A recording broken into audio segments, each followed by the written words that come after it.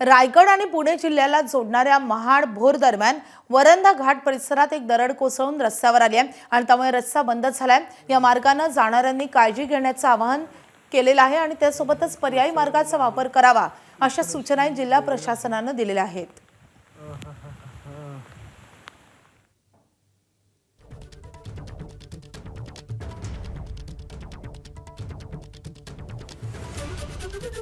तर कोकण आणि पश्चिम महाराष्ट्राला जोडणारा हा महत्त्वाचा घाट आहे।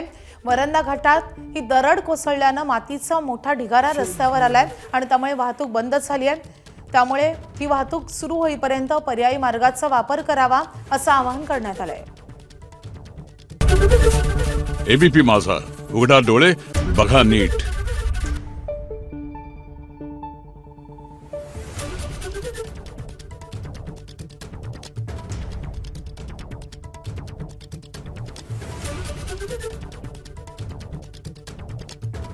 Thank you.